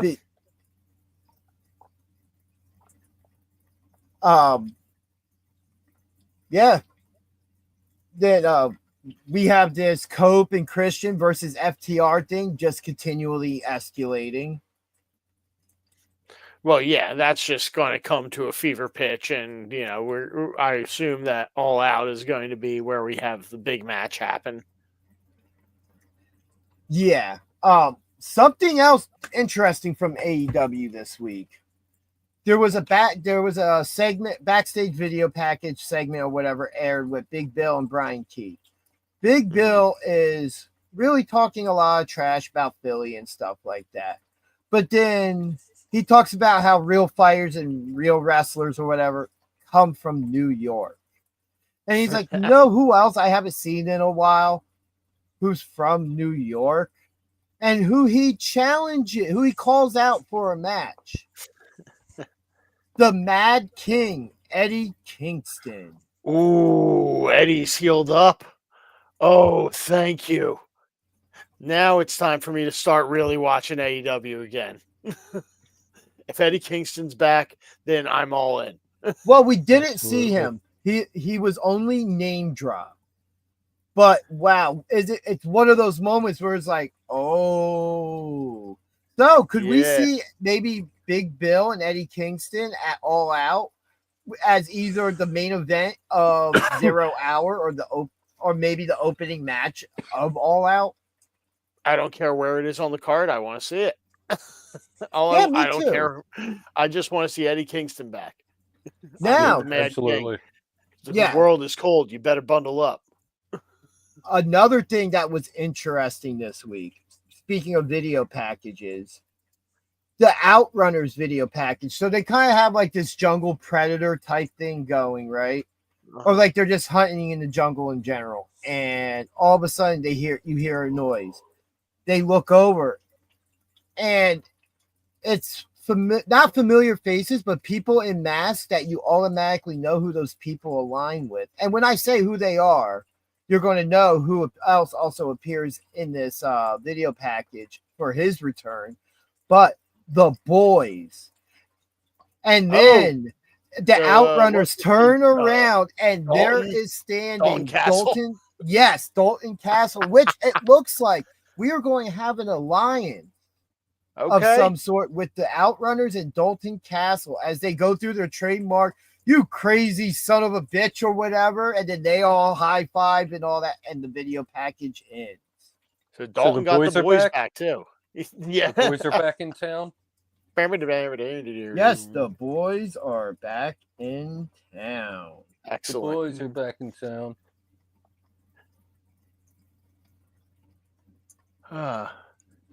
What's that Hillmark comment there? Put that up on the screen for me, please. Hold on. Oh, look who. Hook is back. Come on, Chef. Get your shit together, bro. I never said Hook wasn't back. And of course, again, hey, Hillmark, while you're here, I have a question for you. What do you think of the whole Bailey thing going on? Because you missed our Bailey conversation, since we're now discussing AEW. Yes. Yeah, Bailey's #1 fan. I got to hear his take on this. Yeah, on split personality Bailey. What Bailey are we getting back? Are we getting a whole new version of Bailey? What if Bailey comes back with a shaved head like G.I. Jane? I'm into it. Like she's just gone completely nuts or shaves her head off on TV. Like Britney Spears. Yeah, 2000s Britney breakdown. Oh, I'm here for it. Let's go. Bailey breakdown. The Bailey breakdown. That sounds like a bit the Bailey's Future podcast. The Bailey breakdown. Brought to you by Prime Energy Drink. It's the new part of the dubstep songs. Does anyone still make dubstep? Let's see. What else do we have that was interesting? I don't know. I don't think I speculated on this. What he said, I'm not a fan of it unless she joins the Y86, then it works for me. Well, we actually talked about that a couple of weeks ago, and where I could see it fitting, I don't think it's a proper puzzle piece for that picture. Personally, I'd rather see her just where she's just having a mental breakdown. Like she's done so much, and now not on top of somebody she was trying to help turn their back on her. She wasn't on WrestleMania. She wasn't on SummerSlam, the two biggest shows of the year. Like they're really playing up like the downfall of Bailey. She went from damage control to damaged goods.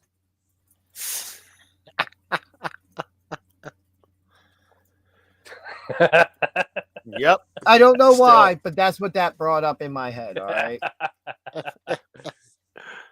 Sure. Oh, I need to. Anita? You need a what? I know. I didn't think that picked up, but.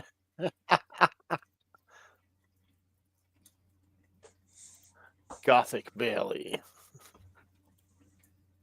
That would be it. Now, if they went more a Gothic route, then I could maybe see it fitting.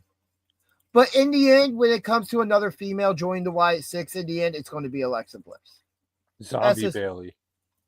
Nah, they tried. See this thing as a mid-card refer where she's fighting to get her rhythm back. I'm okay with that. I'm actually pretty okay with her being in the mid-card and working her way back up. Let her elevate Lyra and Maxine and Ivy, Yeah, absolutely. Like, there's so much for her to do where the idea that somebody needs a championship to be relevant is just absolutely not true. And I have plenty of examples of that being the case for people. Hey, you can be the GOAT and still be damaged goods. All right. Both statements can be true simultaneously. I think I just started a blood feud with Hillmark.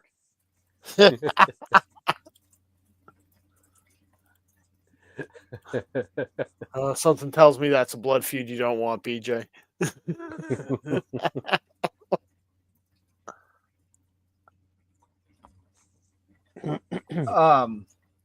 It's just would be. I don't know.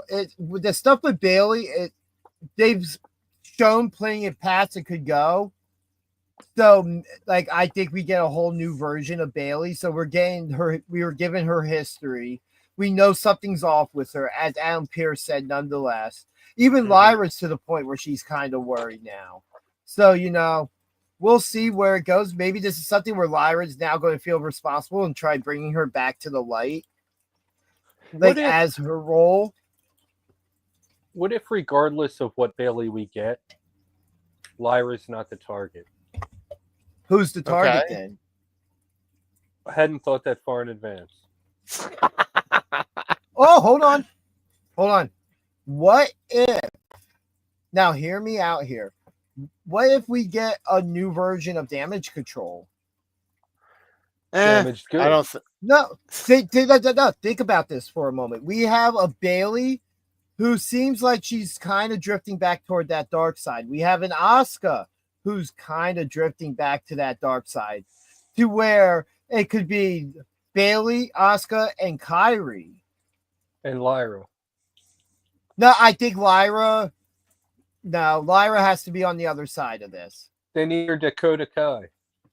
They don't need Dakota Kai. What do they need Dakota Kai for? What, to show up and get injured and just become their manager? Yes. That yes. Yeah. Oh yeah. Yeah. I gotta see that next heel mark comment though. PJ, I'm taking you off my buddy list. Hope you get a virus, you and your computer. So bonus points if you know what movie reference that movie quote is from. No. Yes. Yeah, neither do I. No bonus points for either of us. DG, how about you? Not quite a it's on the tip of my tongue. I'm mad because I'm not thinking about movies right now.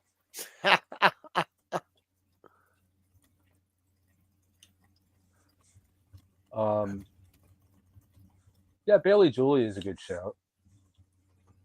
There's a lot for Bailey there over on SmackDown right now. I hope they pull the trigger on that at some point. Yeah. Because I'm not really interested anymore in Bailey Lyra. Yeah, I think I'm not fully invested in it, but it's the match that needs to happen to propel the Bailey heel character to where it needs to be and solidify it, or that Lyra wins and gets her friend back. You know, like that's the story that has to be told with it. And then from there, we start talking about, oh, what if, you know, now we could get Bailey Rhea because now they're not on the same side no more. You know, and that would be an incredible matchup. Oh, that's from How High. All right, I'm leaving that part out.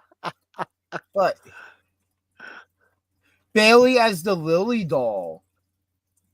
But then they would have to, for that to happen, they both would have to join the Wyatts. And I don't want this. The Lily doll being inanimate is a big part of that whole idea of all that. You know what I mean? Yeah. Is the Lily doll 100% tied to the Wyatts, or is that just an Alexa? It's tied to Alexa. It kind of both. She's with Alexa. I think it's like it's kind of both. You know, it's tied to Alexa, but it's also tied to the Wyatts because that's how it started. Well, tied to Bray, but not the Wyatt Six. Right. I mean, all right. If you're going to play that means we shouldn't have Husky. We shouldn't have had the characters as they are. Nikki Cross as the doll. You know, like everything in the Wyatt Six is all spawned from what Bray did. Yeah, but that's what I'm saying. So Lily was always associated with Alexa. But the Lily doll didn't come about. An Alexa thing. But the Lily doll, I'm just saying, the Lily doll didn't come about until she joined Bray, and they had their thing. So it's still kind of tied into that lore. Lily doll's still tied into that lore because that's when it started with Alexa. Part of the origin story, sure, but totally tied to Alexa. But 100% Alexa's. Yes. The Lily doll is tied to the Alexa Bliss character. I'm just saying the lore of all that is also tied to Bray Wyatt because that's when it started. So that's the beginning very of that. Loosely. Yes, but it's still it's tied to it. It's a canon event. All right, deal with it. Like when I think Lily, I don't think Wyatt. I think Alexa. Yes. But and then when you go deeper into it, that's where it goes. That's what I'm just saying. It's part of that lore. It's fully Alexa, but it's part of the Bray lore. Yeah. Because without him, we don't get that version of Alexa or the Lily doll. Yeah. So, at least not at that time, right? Right. Yeah. So I think the Alexa, not heel turn, but like crazy turn could have worked without any Wyatt involved. Sure. No. I'm not saying that, but I'm just saying I'm just going by what it stands at now. All right, there we go. That has made the quote of fames. Congratulations, Heel Mark. You win absolutely nothing for this, besides that this could pop up at any time on our streams now. And that's the no prize. Our version of the no prize. Welcome to BJ and DG Talk. Did we ever find out what happened to that collision footage? I don't think we ever did. No, but we're also still trying to figure out why the YouTube comments were disrespecting Ryan Milky. I feel like they're probably still disrespecting him, honestly. Some of the other quotes, I'll run through them real quick. We can kill some time because we gotta have fun still, right? And one of my favorites on here. Yeah. Jelly roll has been peanut buttered. Yeah.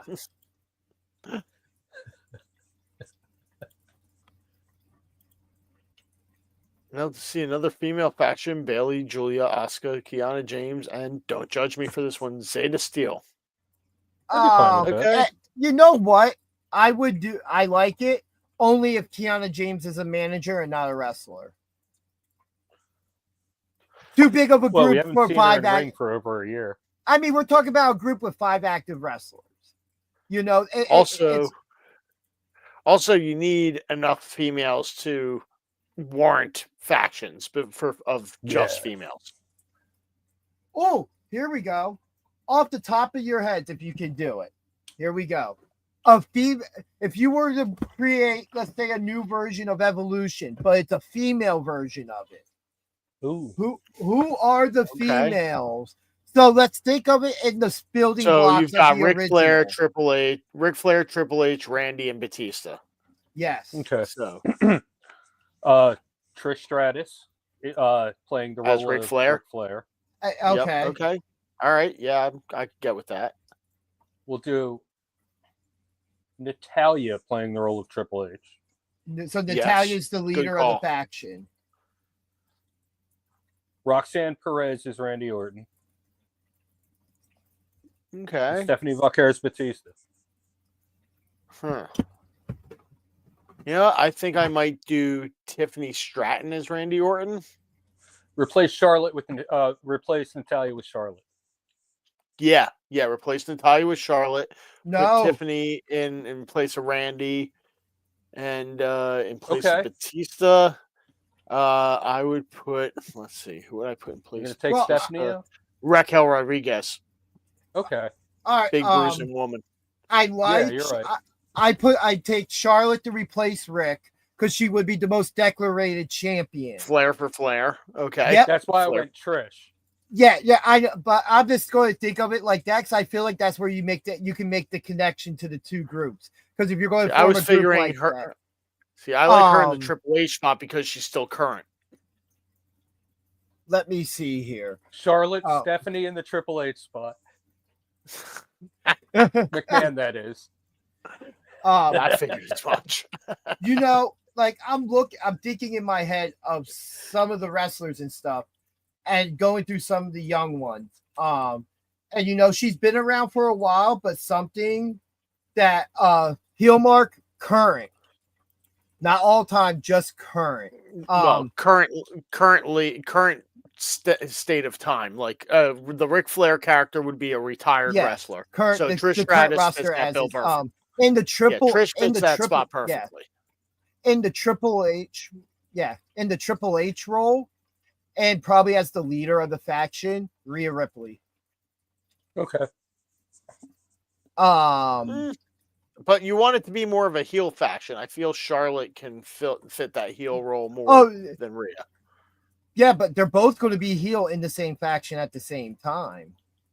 Yes, everyone in the faction is going to be heel at the same time. But I feel I feel like Charlotte's more of the current evolution. Triple H was the guy who was the current powerhouse leader of everything, champion all the time guy in that faction. That to me is Charlotte, not Rhea necessarily. I mean, I have Charlotte. I do Rhea in the Triple H spot because Charlotte's going to take the step back. She's going to be a tag team wrestler, just like Rick was a tag team wrestler with that group. Because it was, I think it was Rick Batista didn't really and wrestle that much. Batista and Ric Flair were the tag team champions. Randy Orton was the Continental champion. No, I'm sorry. It was just, hold on. Let me finish. And then I don't think Flair really wrestled when he was in the Evolution. Other two. I think he was more the manager dude. No, Ric Flair wrestled. Ric Flair was a tag team champion and Intercontinental champion with Evolution. Yeah, that was before I'm Sorry, I Love You. Wow, I remember none of that. Yeah. And then for the other two, Tiffany Stratton and Roxanne Perez as the up and coming talent. You have because Charlotte Flair has the championship reigns just like her father did, and now the Flair name makes the connection of the Evolution connection because she could be the one to form the group. She could still be the leader of the group and just not have to be world champions. Maybe Charlotte Flair takes a step back.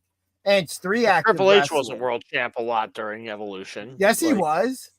Triple H was world champion almost the entire until Randy Orton beat him and they did the thumbs down moment. Yeah, Triple H was world champion through the whole Evolution run practically. He buried everybody. Okay. That's where the whole shovel thing comes into play.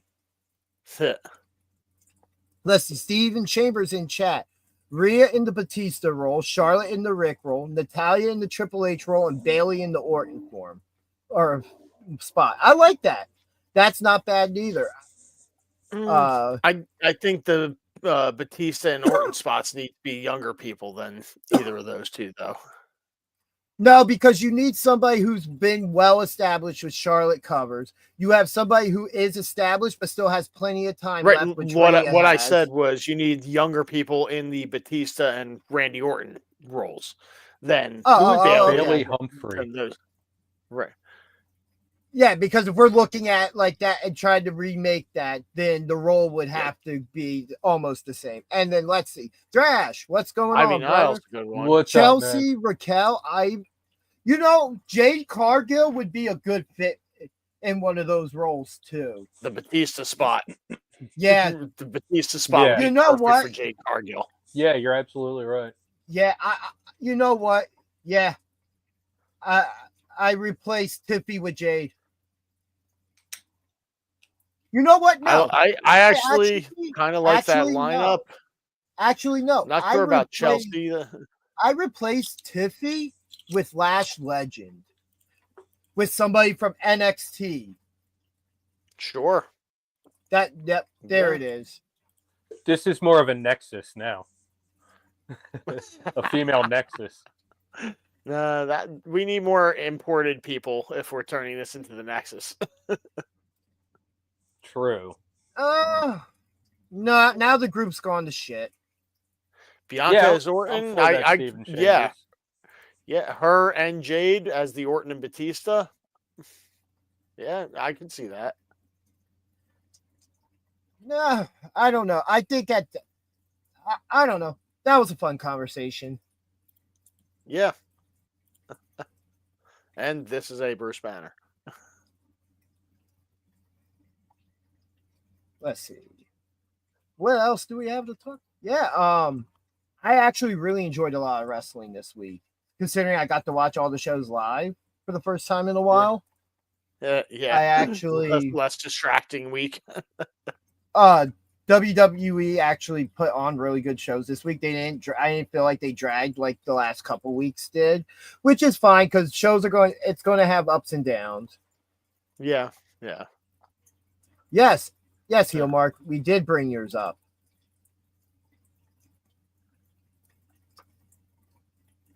Bailey Humphrey?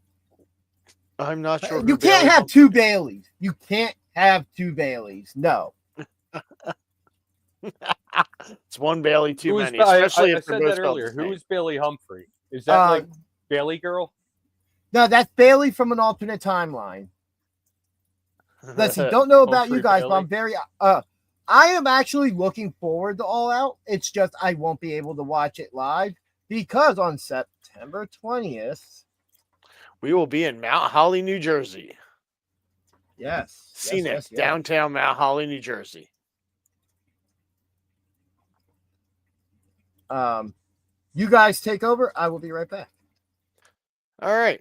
So, BJ. All right. What do we got? What are you drinking on? What are you drinking right now? Light. Giant can. Tiny glass. Oh, okay. All right. Giant can, little glass. That's very very fancy. You should have the pinky out though, I feel like though, you know.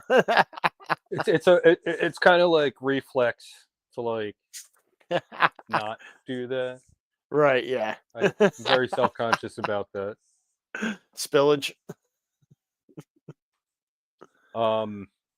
Who is Bailey Humphries though? For real? Yeah. That's still the question. LFG Bailey. Oh, okay, so she's a Bailey on LFG. Oh, okay. So, I haven't seen LFG, so yeah, neither have I.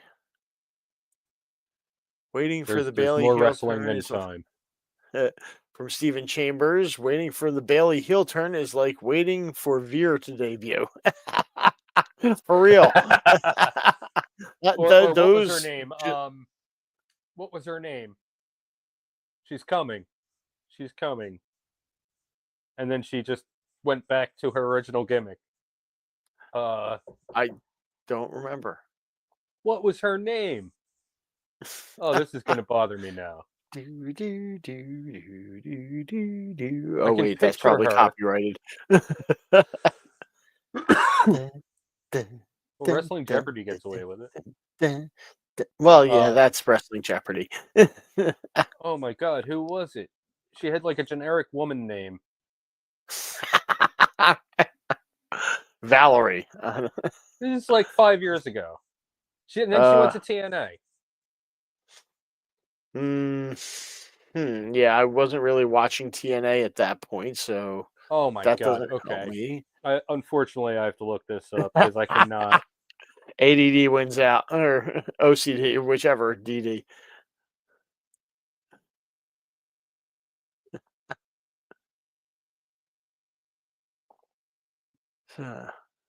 The search continues. It's on the tip of my brain right now. Brain tip. All right, what are you talking about now? Oh, apparently we're talking about Maya Angelou. Female wrestler is coming. And she comes out and she's like, I'm just going to go back to my old gimmick now. And then she gets fired and goes to TNA. From a few years ago.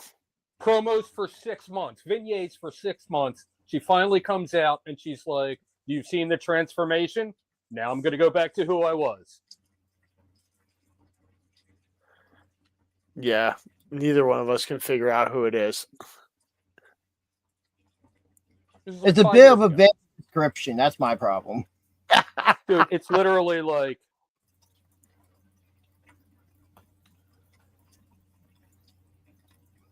like it's I gotta say, it's kind of amusing to watch him try and search for this and remember it.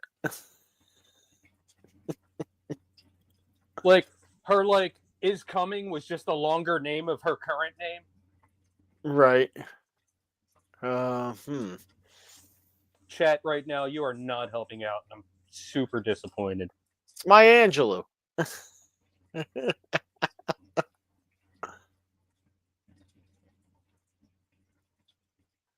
Oh, this may be a mystery that we solve over the week. Bring back. Yeah, right. No, because as soon as we go off there, I'm going to remember. Well, yeah, of course. That's how these things work.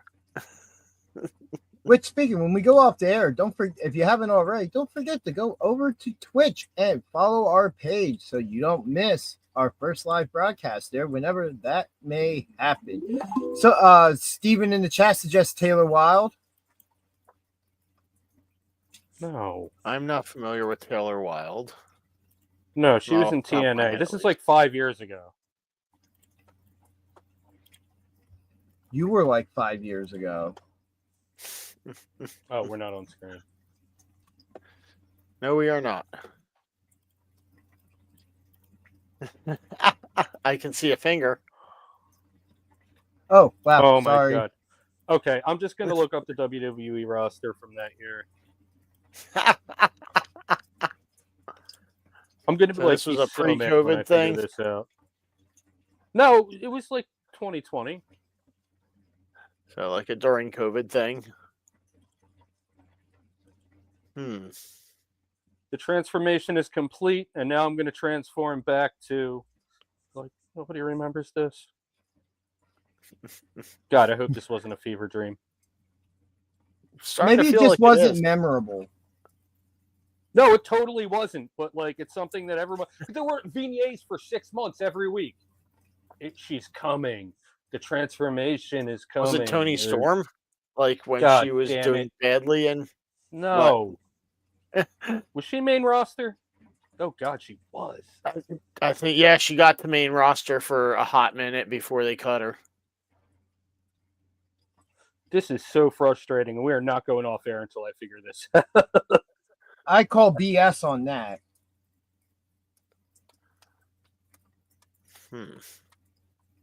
She's Australian. Was she She's iconic? Married to another wrestler. No. Bubble Girl, Emma. Yes, Emma. Oh God. The transformation to Emma is now complete. Now I'm going to go and be Emma again. Then she got fired and went to TNA. Yeah. Yeah, because no one cared. And she was hanging out with that madcap whatever dude. They have a kid now. They're married? Yes. Okay. Wow, amazing how that I totally blanked on that. So I just threw that whole thought process took us about 10 minutes on my TV to see. But everything was like right on. It was. Yeah, it was there. Yeah. See, all of a sudden just clicked on my head, in my head. So now that we got through all that, I'll get you guys back on track. And there was a track. Our match of the week. Oh, right. We're still doing a show. Oh, wait. Before that, wow, because we got so off track here. TNA was still on air? We're still derailed. Wait, we haven't been off air? I thought this whole thing was off air. Crap. No, man, we're all on air. We're about to go PG-13 because what the fuck? Hey, everybody like and subscribe.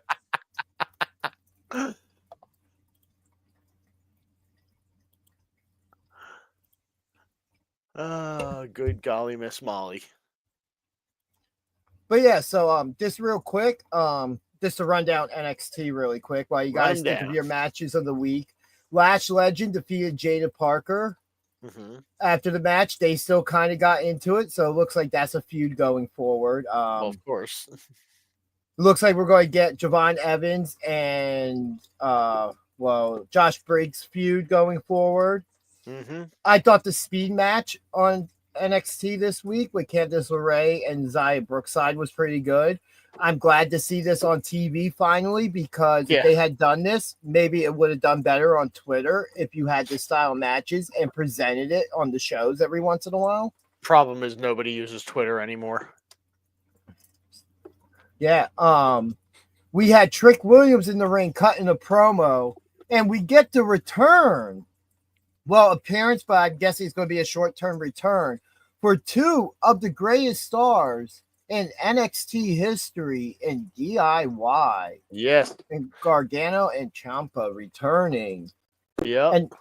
And they end up taking out Trick at the end of all that, going over their accolades and stuff. And boy, were they over on NXT this week. That crowd eats it all up. And they were just instant baby faces. Like, even if they wanted to cut a heel promo, that crowd wasn't going to let them. Yeah. No, they were complete baby faces the moment they walked through the NXT door. Let's see. Other things that happened. Hank and Tank, Obafemi, and Ricky Saints defeats Dark State, which I really wanted to talk about this because a moment almost made this my match of the week. A moment. Okay. And we're down to the end of the match. Obafemi and Ricky Saints left fighting each other and everything. So you have Hank and Tank left in the ring. I forget who it was. Cutler, I think, had Hank, I think, by the throat. And he's just sitting there like, who's going to save you now? Who's going to save you now? And I'll be damned, do we not get like a State Farm commercial moment? And this guy's like, Joe Hendry. I'll be damned. Joe Hendry's music hits. He pops up on the apron right in front of commentary. And then next thing you know, they pick up the win. I'm like, wow, like a good neighbor, Joe Hendry is there. I saw that clip. Good stuff. I absolutely love it. And it was such a creative way to use what they've just been doing with him. And I would also like to note on September 7th, BJ said good stuff related to Joe Hendry. Hey, there's record of it now. Well, now it's starting off all like fun and games. You know what I mean? We're planting the seeds now for like a Candyman heel turn.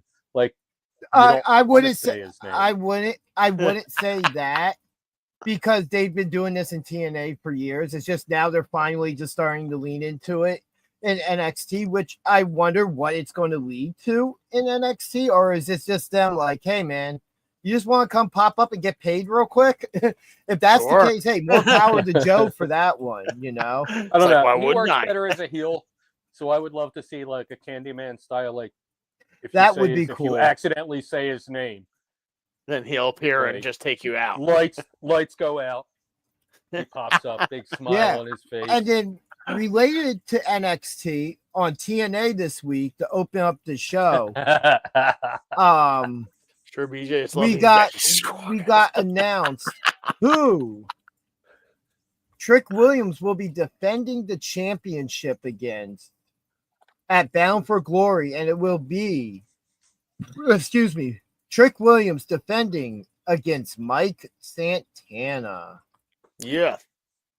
Santana's got another shot to bring the title back. Santana. And that is a card that is shaping up that I'm looking forward to. Oh, yes. Because it looks like we're going to get Eric Young, Joe Hendry probably on that card. Mm-hmm. We're going to get the match I just mentioned. We got the Dudleys versus the Hardys one more time. Yeah, it looks like we might have Steve. Who was it? Steve Macklin and Frankie Kazarian, possibly. Yep, that seems to be trending that way. So we'll probably get Ash by Elegance and Masha. Well, Ash herself is now the women's champ, so. Yeah. Oh no! Wait, maybe not, because Indy Hartwell also won the #1 contenders match this week, which was a really good triple threat. So probably Ash versus Indy would make more sense to have then. And then we had. Make sure I'm reading this correctly. We had the Hardys and Mara Sade defeat Order 4, the Great Hands, and Tasha Steelz. Yep. Who we were just talking about not that long ago. Because she will be facing Mercedes Martinez in Mount Holly at PWU Studio Session. And then after the match, Nick Nemeth makes his return with it. My big brother. And boy, did he super kick her head off. Yeah. Yeah. Yeah. A little bit of intergender super kickery. Yeah. But yeah, guys, gave you a little bit of time to think there. Matches of the week. Well, I tried. All right. All right. Well, I'm going to go with, just because it was a fun match, it was unexpected to start SmackDown. I'm going with Sami Zayn and John Cena for that U.S. title, even though it got the interrupted finish. Yeah, it was still a fun match. You got your throwback to Sami and John. You got the U.S. title involved. Good times. All right. I'm gonna go Black and Priest. Two guys I love their in-ring ability, and just seeing them face off, I can never get sick of them. And these two, it's always brutality.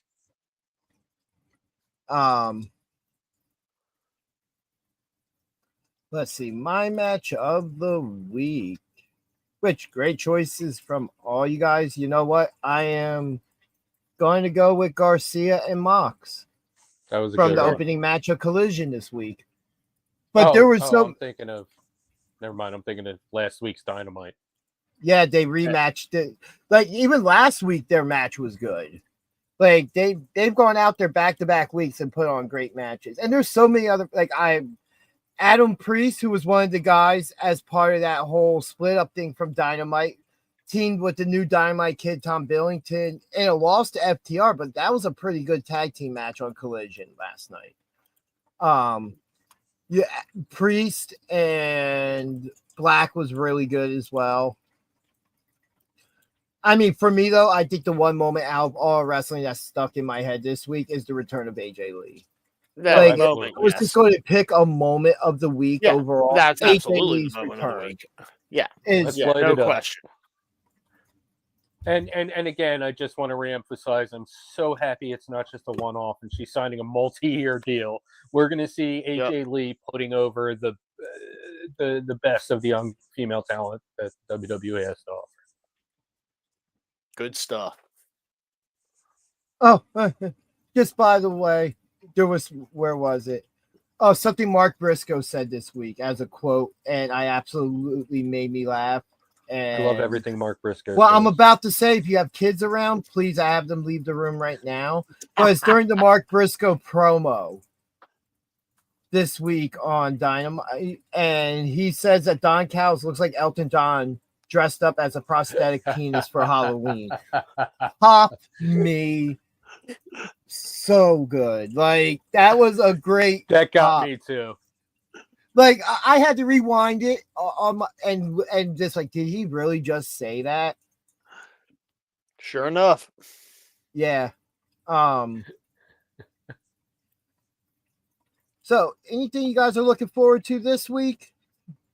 Besides some of the obvious of where Brock Lesnar Cena goes, or this whole Vision and Punk and Uso night feud.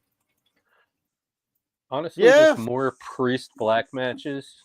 Or, whether they pull a Rusev Sheamus thing, I'm for it. Yeah, I'm just here for the ride. Again, as we had started the show, happy birthday to JP Grayson. Hope it's been a great day for you. We'll see you on the 20th. Yes. When backseats collide. PW studio session.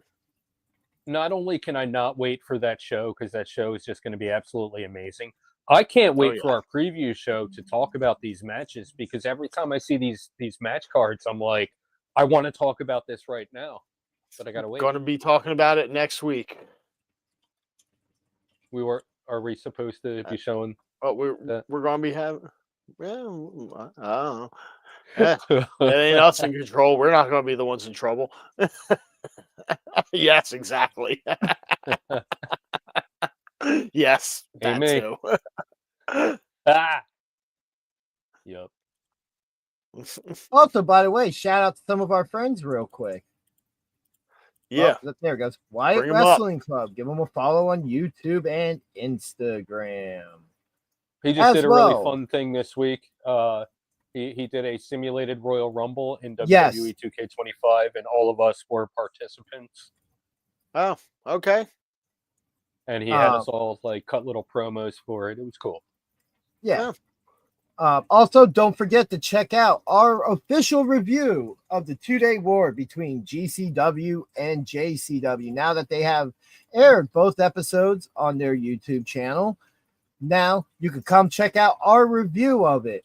As myself and Chef the Ref were there live both nights for the shows, and it was an absolutely amazing time. You mean we were giving out spoilers? Uh-oh. Nah, they also aired on Triller, but you know. All right, good. It was on YouTube too, pretty much live. I don't need Violent J to come and like find me. And as I said before, don't forget to follow us on Twitch. Yeah, follow away. I could really go for a baguette right now. Let's see. What else do I... Oui. Oh, let's not forget Ryan Milky and Wrestle Realm.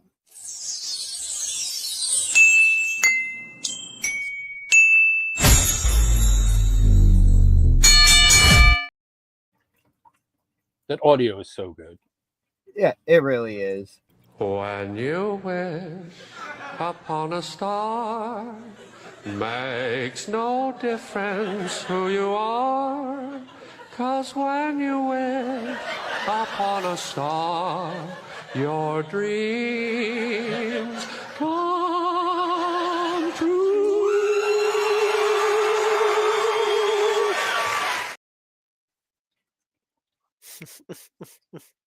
Get well, Tommy. Guys, I think everything's burning behind us. Well, I guess it's time for us to leave then. Yeah, it looks like we lit the Tron on fire. Might have been these pyros here. I don't know what happened here. It just all an Aaron Brock Lesnar firework. But yeah, everybody, thank you for joining us. As I said before, and it is posted in the comments, go give us a follow on Twitch. Give us a follow here as well. Like and subscribe. Leave comments if you watch the show after it's aired. One of us, usually me, responds, but you do get a response from us when you do comment. And be good to each other. I myself am about to go watch some Tom Grassi talking about this Packers game that I've been watching. And I'm going to go check my fantasy football progress. I'm going to eat a slice of pizza and then I don't know. Delicious. Why is it every time I just look at the TV and they have to show Micah Parsons, right? It's your hell to bear. Nah, it's Jerry Jones. All in, baby. But yes, everybody, as I said, thank you for joining us. And we will be back next week. Hey, next week you might get 2 shows from us because we will be doing a preview show for PWU Studio Session for September 20th, which we will also be there for. Of course. Which is looking like it's going to be a lot of wrestling that day because we're going to get done that show, and then we're going to have a lot more wrestling to watch and figure out how to watch, I have a couple of plans there, but my plan is eventually. Our matey. All right, I have to go. Ring the bell and get out of here. Yeah, I might have to go relive some pirating days. Hoist up that black flag. But that's all we got for this week. Yep. Come on, is there? Nope. Well, everybody, we will see you next week for another episode of BJ and DG Talk Wrestling. Everybody watching, I'm going to need you to visit www.freakkings.com. Check out all the merch. And before you do that, I'm going to need you to check out BJDG YouTube and Instagram. And while you're doing that, you won't have to remember the name, because you'll remember the face.